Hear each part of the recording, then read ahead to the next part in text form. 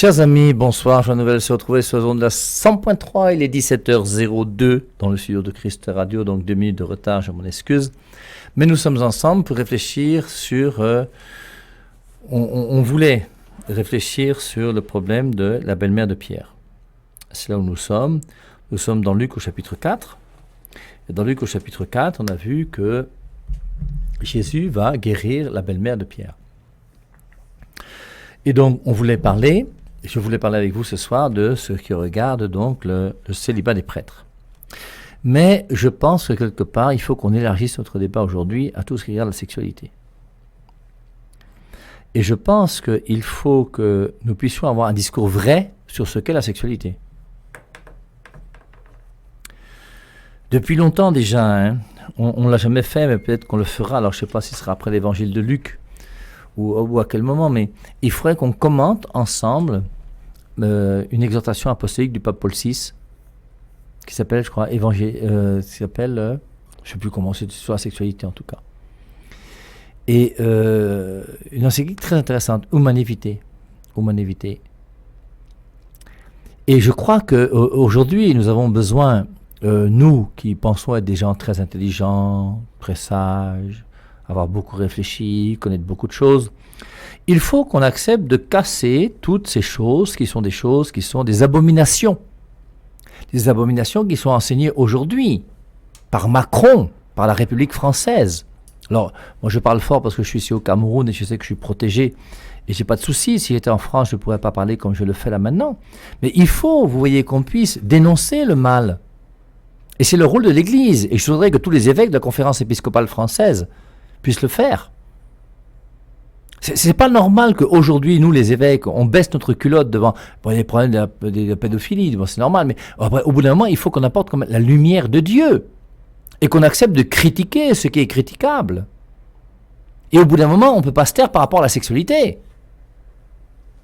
Bon, je me souviens, il y a 20 ans, j'étais en France, je vais faire un petit cours de catéchèse, de doctrine, ou je ne sais pas appeler ça comme vous voulez, dans une classe de terminale, dans un lycée chrétien. Et un élève m'avait posé la question en me disant « Mais écoutez mon père, vous êtes dépassé par le monde aujourd'hui, là, vous êtes rétro, vous êtes... aujourd'hui, on ne pense plus comme vous, ça n'a pas de sens. » Et il me dit « Mais mon père, l'homosexualité, toutes ces choses... » Je lui dis « Mais écoute, mon frère, si ton frère pense que lui, c'est bon de vivre avec un homme, alors que c'est un homme, c'est son problème. Moi, ça ne me dérange pas, hein. Je ne suis pas contre les homosexuels. Enfin, je ne suis pas contre. Qu'on s'explique bien. Je suis contre l'homosexualité. Comme je suis contre la doctrine protestante. Je suis contre le sola fide. Et tous ceux qui croient au sola fide sont des moutoukou, des imbéciles et des idiots. Comme tous ceux qui croient que l'homosexualité est une chose bonne sont des idiots et des imbéciles. Alors, c'est pas comme ça qu'il faut le dire, il y a une autre manière de faire, mais en même temps, tu peux pas croire qu'un homme avec un homme, c'est quelque chose qui est normal. Alors, comme la discussion dans cette classe de terminale était un peu chaude, j'ai dit, mais écoute, si ton frère maintenant, lui, décide de vivre avec une truie, je vous rappelle, c'est la femme du porc. Il dit, si ton frère, lui, pense que son bonheur, c'est de vivre avec une truie, mais il me dit, mon père, si c'est son bonheur, pourquoi pas? Et voilà où on est aujourd'hui, hein. Voilà où on en est. Et aujourd'hui, on est dans un libertinage sexuel terrible. Tout est permis. Rien n'est interdit. On peut faire ce qu'on veut. Une femme qui prend des contraceptifs ou qui prend la pilule ou qui prend un stérilet aujourd'hui, c'est normal. Refuser cela, on te prend pour une idiote. Alors que c'est toi qui a raison. Et il faut au moins moi que je puisse vous dire, mesdames, vous qui acceptez de vivre le mieux possible votre sexualité conformément à ce que Dieu veut, vous avez raison.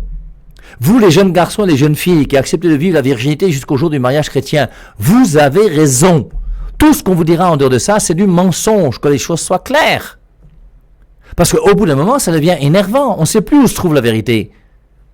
Et on se demande même si l'Église aujourd'hui accepte de nous dire la vérité. Et il faut que l'Église dise la vérité, sinon l'Église n'est plus lumière. Et l'Église, c'est la lumière du monde. Quand vous lisez Apocalypse chapitre 12, là on voit la tentation du diable. On voit comment l'enfant qui naît, il a un sceptre de fer. Et l'enfant qui naît qui a un sceptre de fer, c'est qui? C'est l'Église, c'est toi, c'est moi, c'est nous qui avons reçu de recevoir le baptême chrétien. Et nous qui avons reçu le baptême chrétien, on dit que nous sommes des milliards sur la terre, ou 1 milliard et des poussières de millions. Mais qu'est-ce que nous faisons? Et est-ce que dans nos foyers, nous, dits chrétiens, ou toi, maman, tu as été baptisé, toi, papa, tu as été baptisé, vous êtes même marié à l'église, est-ce que vous enseignez la virginité jusqu'au jour du mariage à vos enfants? Mais sinon, c'est pas la peine d'écouter à 100.3. Allez vous balader, faites ce que vous voulez. Et comment voulez-vous aujourd'hui qu'on puisse comprendre quelque chose dans l'amour et la sexualité si on peut revenir à la lumière de Dieu sur l'amour et la sexualité? Et on n'a pas le droit d'accepter que les médias, que les journalistes, que ces gens qui sont je sais pas quoi, puissent dénigrer cette histoire et qu'on ne puisse pas se battre. Et s'il faut mourir, il faut qu'on accepte de mourir. Acceptons de mourir pour la vérité, mes amis. Moi, j'ai aimé cette femme sur CNews l'autre jour, je vous ai dit, qui a eu le courage de dire que, oui, en Pologne, on dit, je sais pas quoi, il y a un problème d'une femme qui est morte après 22 semaines de je sais pas quoi. Mais l'avortement n'est pas à imposer dans tous les pays. C'est une régression intellectuelle, politique, spirituelle, j'ai envie de dire, de formation même humaine que d'accepter l'avortement dans un pays. Et au bout d'un moment, il faut qu'on le crie haut et fort.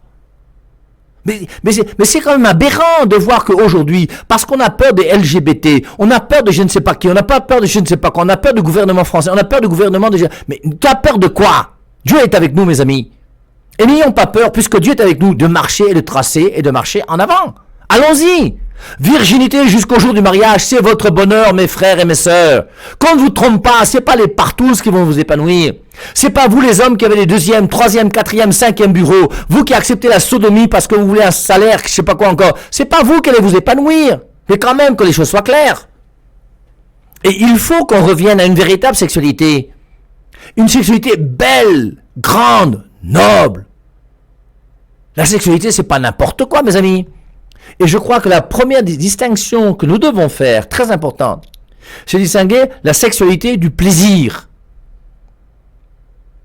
Les relations sexuelles, c'est pas premièrement le plaisir. Sinon, la masturbation devient quelque chose de légitime. Sinon, la fornication devient quelque chose de légitime. La partouze devient quelque chose de légitime. Le 2e bureau, le 3e bureau, le 4e, 5e, 12e bureau devient légitime si tu penses que la sexualité, c'est uniquement le plaisir. Mais quand toi-même, tu penses que la sexualité a été créée uniquement pour le plaisir, tu veux qu'on arrive où, mon frère?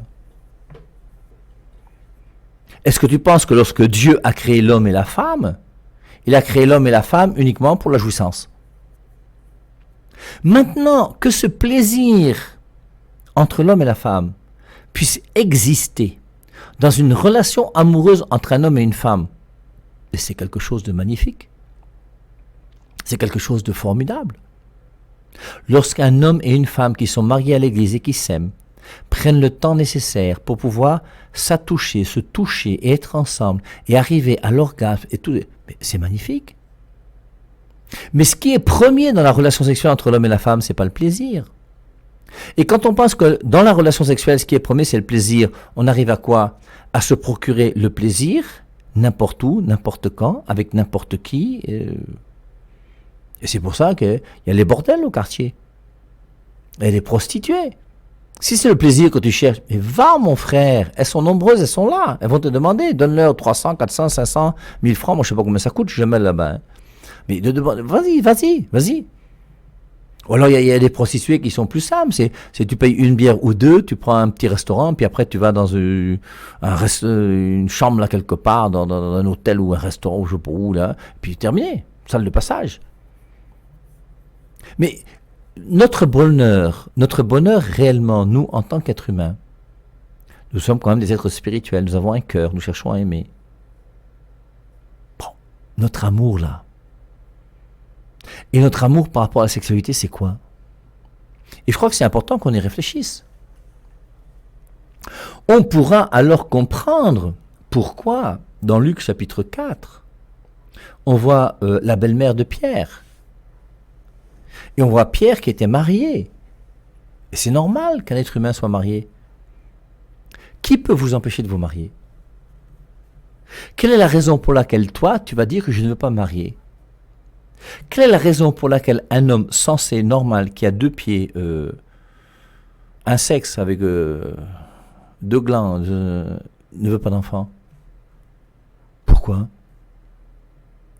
Et quand on lit les Écritures, il y a quand même des textes qui sont clairs. Maintenant, il est clair que si pour toi, la sexualité c'est uniquement le plaisir, mais mon frère, il faut avoir 100 000 femmes. Pourquoi tu n'as que 12 ? Vous les polygames qui avez 12 femmes, là, vous êtes petits. Quand tu as même 80 femmes, et tu es nul. Prends 100 000 femmes, prends 200 000 femmes, prends 1 million de femmes, là on sentira que tu es quelqu'un de puissant et de fort. Mais déjà, ton simple foyer, là où tu es, tu n'arrives même pas à le gérer, tu es obligé de prendre un deuxième bureau pour essayer de te consoler un peu. Tu es un peu nul, là, mon frère. Et comprenons, vous voyez, mon souci à moi, c'est quoi ? C'est de pouvoir vous dire la vérité sur l'amour et la sexualité. Et aujourd'hui, je crois que dans notre monde à nous, en 2021, puisque nous sommes le 11 novembre 2021, nous, aujourd'hui, nous avons une difficulté particulière qui est que nous avons les réseaux sociaux. Et je crois volontiers que les réseaux sociaux détruisent beaucoup de choses dans l'éducation qu'on a eue. Et aujourd'hui, vous avez des hommes, des femmes qui ont des fantasmes qui sont bizarres, qu'ils n'auraient jamais eu s'il n'y avait pas les réseaux sociaux. Vous avez, je vous dis, je prends un exemple simple. Un garçon. Son père part en voyage pendant plusieurs semaines. Sa mère est là. Lui, quand même, le soir, il se débrouille à pouvoir regarder des choses pornographiques à la télévision, grâce à Canal, grâce à ci, peu importe, son ordinateur, prenez tous les moyens que vous voulez. Sa sœur s'intéresse aussi à ça. Et au bout d'un moment, donc, il va avec sa sœur, et 2-3 fois par semaine, ils regardent ensemble des trucs pornographiques. Et au bout d'un moment, le frère commence à toucher sa sœur. La sœur commence à toucher son frère. Et ce frère et sa sœur, même père, même mère, commencent après les attouchements à avoir des pénétrations, et le frère engrosse sa sœur. Le père, lui, qui a beaucoup de voyages à droite, à gauche, tout ça, au bout d'un moment, donc, la mère s'aperçoit que sa fille est enceinte. Et quand elle lui parle, sa fille va lui dire simplement que le père de l'enfant, c'est ton fils, c'est mon frère. Elle est abasourdie. Et elle ne sait plus ce qu'il faut faire. Elle est perdue. Elle appelle quand même son mari qui est à l'étranger pour lui dire, écoute, comme tu vois, j'ai une mauvaise nouvelle à t'annoncer, c'est un drame familial, c'est notre fille est enceinte. Et comme le père là est un père qui est quand même rigoureux, il dit que avant que je n'arrive, je veux que le gars qui a mis, comme on dit ici au Camer, je veux que le gars qui a enceinté ma fille soit en prison. Je ne négocie pas. Et comme c'était un homme influent, forcément on savait que c'est... Et forcément, son épouse n'a pas osé lui dire que celui qui a mis, comme on dit, c'était son frère, c'était son fils. Tout ça pourquoi ? Parce que tu as regardé un film pornographique. Il y a des gens qui regardent des films pornographiques dans lesquels on leur montre qu'une maman sexe avec son fils. Et vous aussi, vous commencez à avoir des idées bizarres. Tu commences à penser que tu peux sexer avec ta sœur, que tu peux sexer avec ton fils. Combien d'inceste dans nos familles, à droite et à gauche et partout. Mais au bout d'un moment, mes amis, il faut qu'on accepte de comprendre que le Dieu en qui nous croyons est un Dieu qui est vivant, qui existe et qui est réel. Et il veut notre bonheur. Et notre bonheur, c'est pas de vivre n'importe comment. Notre bonheur, c'est pas la pornographie. Notre bonheur, c'est pas la masturbation. Notre bonheur, c'est pas la fornication. Et il faut que chacun d'entre nous puissions comprendre que du côté de l'amour et de la sexualité, Dieu a un plan sur chacun et chacune d'entre nous. Si tu veux te marier, marie-toi. L'Église n'a jamais empêché le mariage. Si tu ne veux pas te marier, comme dit Matthieu chapitre 19, verset 12 et suivant, il y a 3 catégories de personnes qui n'ont pas de relations sexuelles. Ceux qui sont nés mal formés. Étant né mal formé, il est impuissant. Il ne peut pas avoir de relations sexuelles. Deuxièmement, ceux qui sont castrés. Ils avaient un sexe, il n'y a pas de souci, mais on l'a coupé, castré. Et c'est ceux qui sont eunuques d'une manière naturelle, ceux qui sont eunuques par la main des hommes, ceux qui ont été castrés, et les eunuques volontaires à cause du royaume des cieux. Et comprenons que la Bible, les Saintes Écritures, donc la parole de Dieu, puisque lorsque la Bible est bien interprétée, elle est parole de Dieu. La parole de Dieu suggère, propose à certaines personnes qui le veulent de vivre sans relation sexuelle jusqu'au jour de leur mort. C'est pas moi qui le dis, hein. Relisons Matthieu chapitre 19. Parce que j'ai l'impression que peut-être qu'on va prendre quelques petites émissions. Comme demain, on a 3 émissions ensemble, on pourra continuer à réfléchir un petit peu. Matthieu chapitre 19. Alors vous avez tout le discours d'abord sur le mariage. Et bon, on peut relire si vous voulez. Allons-y alors. Les pharisiens l'abordèrent, je suis au verset 3, et dirent pour l'éprouver. Donc on voit comment, dans Luc chapitre 4 déjà, on éprouve Jésus. Dès qu'il sort de la synagogue de Nazareth, on le conduit vers un endroit pour le jeter à partir d'un précipice pour qu'il meure. Là, on est dans Luc 4. Dans Jean 5, verset 18, il cherchait à tuer Jésus, non seulement parce qu'il violait le sabbat, mais parce qu'il appelait Dieu Père, se faisant ainsi l'égal de Dieu. Et les Juifs, très tôt, ont cherché à tuer Jésus. Et là, une nouvelle fois, ils se mettent à l'éprouver. Les pharisiens l'abordèrent et dirent, pour l'éprouver, est-il permis à un homme de répudier sa femme pour n'importe quel motif? Il répondit, n'avez-vous pas lu que le Créateur au commencement fit l'homme et la femme, et qu'il dit, c'est pourquoi l'homme quittera son père et sa mère et s'attachera à sa femme, et les deux deviendront une seule chair. Dieu a créé l'homme et la femme, il a uni l'homme et la femme pour qu'ils deviennent une seule chair. Et un homme et une femme, je vous rappelle, ça donne des enfants. 2 hommes ensemble, ça ne donne pas d'enfants. 2 femmes ensemble, ça ne donne pas d'enfants. Je parle aux lesbiennes et aux homosexuels hommes. C'est pourquoi l'homme quittera son père et sa mère et s'attachera à sa femme, et les deux deviendront une seule chair. Ainsi, ils ne sont plus 2, mais une seule chair. Que l'homme ne sépare donc pas ce que Dieu a uni. Donc, Dieu a voulu l'homme pour la femme et la femme pour l'homme. Alors maintenant, moi je ne dis pas qu'il faut tuer les homosexuels, c'est pas ça que j'ai dit, j'ai jamais dit ça. Tu peux être pour l'hétérosexualité comme moi et ne pas être homophobe. Je reprends parce qu'il faut qu'on puisse comprendre. On peut être pour l'hétérosexualité sans être homophobe. Parce qu'aujourd'hui, on veut faire croire que tous ceux qui sont pour l'hétérosexualité sont homophobes. C'est pas vrai, c'est un mensonge politique, un mensonge républicain. Et je peux très bien être pour l'hétérosexualité sans être pour en disant qu'il faut tuer les homophobes. Moi, je ne veux pas tuer les homosexuels. Moi, il n'y a pas de souci. Non, je n'ai pas de problème avec les homosexuels. L'homosexuel vit ce qu'il vit. Maintenant, si tu veux vivre avec une chèvre, tu veux avec une chèvre. Tu veux vivre avec un truie, tu veux avec une truie. Tu veux vivre avec un bouc, tu veux avec un bouc. Chacun fait sa vie. Il n'y a pas de souci. Mais je ne pense pas qu'un homme qui vive avec une truie ou une femme qui vive avec un cheval sera un épanouissement pour elle. Et je crois que jusque-là, personne ne peut objectivement dire le contraire. Alors maintenant, 2 femmes ensemble ou 2 hommes ensemble, forcément, c'est quand même aussi un problème. Et je vous rappelle, donc, les relations sexuelles entre un homme et une femme, c'est pas vraiment le plaisir. D'ailleurs, je vous rappelle, comme on l'a dit plusieurs fois sur la 100.3, sur les ondes de la 100.3, c'est que 2 hommes ensemble et 2 femmes ensemble n'ont pas de relations sexuelles. Moi, je ne vois pas, ou bien expliquez-moi, bon, je n'ai que 60 ans, hein. Je n'espère pas vivre jusqu'à 120 ans, hein. Je pense que j'ai fait plus de la moitié de ma vie sur la Terre. Mais j'aimerais savoir comment un homme a des relations sexuelles avec un homme. Comment une femme a des relations sexuelles avec une femme. Et on comprend quelque part que les Saintes Écritures sont sages lorsqu'ils nous disent que vraiment ce sont des relations contre nature. Un homme avec un homme et une femme avec une femme sont des relations contre nature. Alors maintenant, qu'est-ce qu'il faut faire? Je ne dis pas qu'il faut condamner l'homosexuel, il faut lui faire comprendre que est-ce qu'il cherche lui-même sur cette terre son bonheur? Le bonheur d'un enfant, c'est pas de cracher sur le visage de son père. Et si le père est normal et qu'un enfant crache sur son visage, il doit le punir. Parce qu'un enfant n'a pas le droit de faire ce qu'il veut sur la terre. Il doit être dépendant de son père et de sa mère, et son père et sa mère sont là pour l'éduquer. Et en général, les premiers éducateurs d'un enfant, c'est son père et sa mère. Alors je vous lis Romains chapitre 1, verset 26. C'est pourquoi Dieu les a livrés à des passions déshonorantes, car leurs femmes ont remplacé les relations naturelles par des actes contre nature. Et de même, les hommes, abandonnant les relations naturelles avec la femme, se sont enflammés dans leurs désirs les uns pour les autres.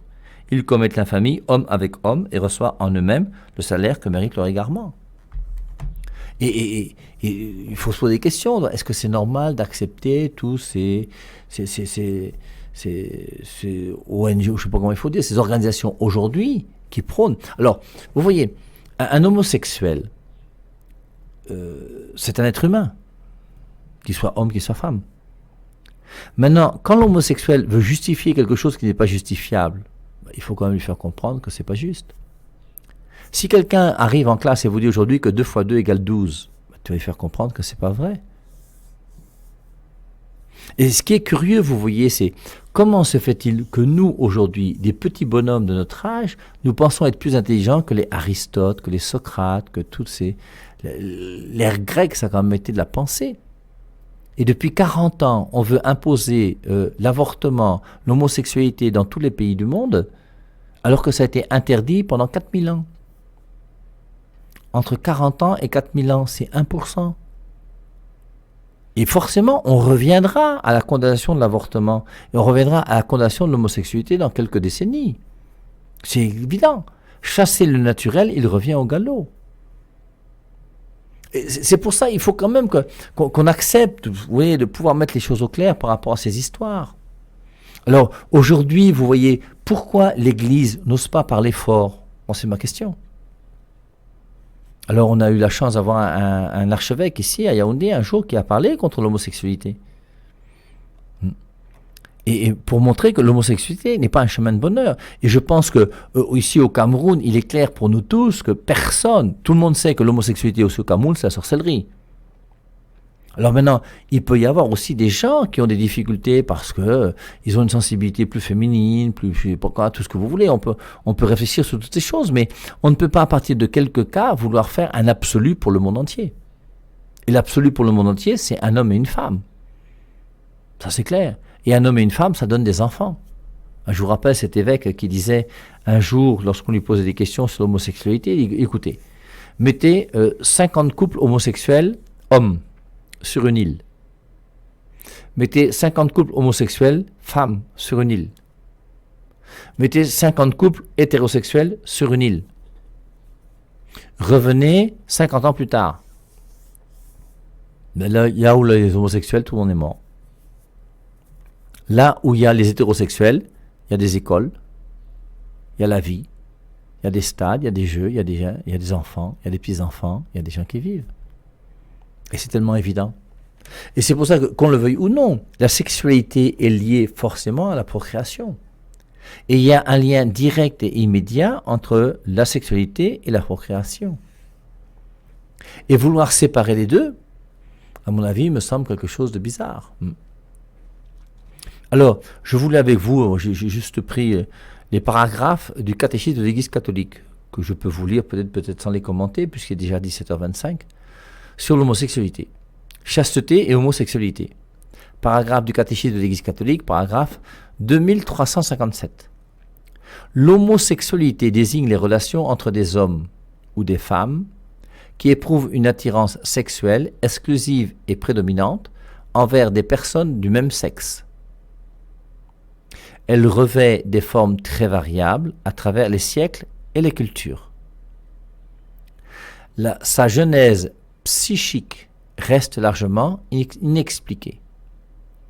S'appuyant sur la Sainte Écriture, qui les présente comme des dépravations graves, voilà ce que pense tout catholique de la Terre.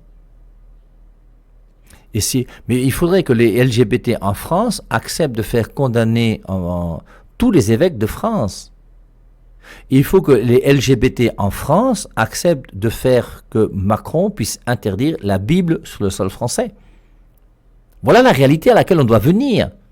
Parce que forcément, il y aura une opposition entre vous et nous, ça ne peut pas être autrement.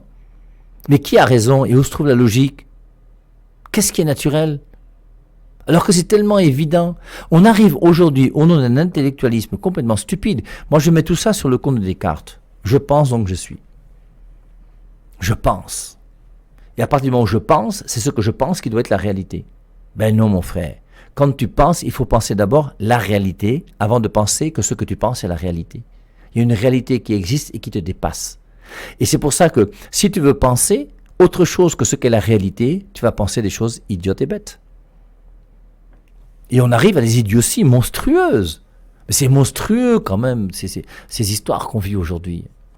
Alors, s'appuyant sur la Sainte Écriture, qui les présente comme des dépravations, c'est pas moi, c'est le catéchisme de l'Église catholique. Je me cache de Monseigneur Jean Barca. Je me cache devant le cardinal ou l'évêque de Paris, l'évêque de Lyon, devant tous les évêques de France. Et je ne fais que dire ce que l'Église catholique dit. Et si vous voulez condamner, condamnez toute l'Église catholique, condamnez tous les catholiques, mettez tous les catholiques en prison parce que tous les catholiques pensent comme moi. Les vrais en tout cas. Les autres sont des faux, qui sont des mièvreux et qui nous fatiguent.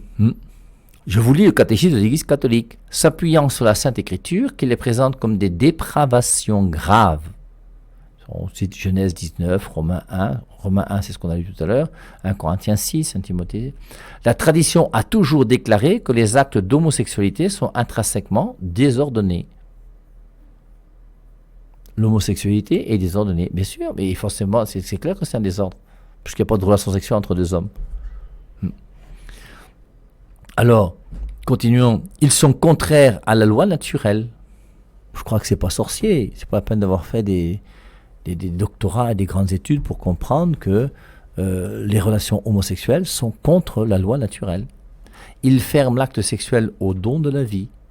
Ils ne procèdent pas d'une complémentarité affective et sexuelle véritable. Ils ne sauraient recevoir d'approbation en aucun cas. Je ne commande pas, je vous lis simplement les deux autres articles. L'article 2358. Un nombre non négligeable d'hommes et de femmes présentent des tendances homosexuelles foncières. Ils ne choisissent pas leurs conditions homosexuelles. Elles constituent pour la plupart d'entre eux une épreuve. Ils doivent être accueillis avec respect, compassion et délicatesse. On évitera à leur égard toute marque de discrimination injuste. Ces personnes sont appelées à réaliser la volonté de Dieu dans leur vie et si elles sont chrétiennes, à unir au sacrifice de la croix du Seigneur les difficultés qu'elles peuvent rencontrer du fait de leurs conditions. On pourra peut-être le relire demain matin à 8h. Paragraphe 2359. Les personnes homosexuelles sont appelées à la chasteté par les vertus de maîtrise, éducatrice de la liberté intérieure, quelquefois par le soutien d'une amitié désintéressée, par la prière et la grâce sacramentelle.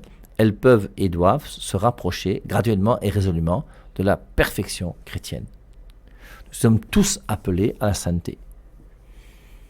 Et maintenant, à nous de comprendre, du côté de la sainteté, comment vivre notre sexualité d'une manière qui soit conforme à ce que Dieu veut. Dans l'Église aujourd'hui, nous avons des prêtres, des religieux, des religieuses, des vierges consacrées, des hommes qui sont mariés à l'Église. Il y a des gens qui ont fait le célibat pour Dieu, la chasteté. Et nous avons donc tous ces états de vie qui existent. Et on continuera à réfléchir donc sur ces différents états de vie, pour que chacun d'entre nous, nous puissions trouver l'endroit où nous épanouir pour connaître le véritable bonheur et non pas être détournés par des voies qui ne serviront pas à notre sanctification.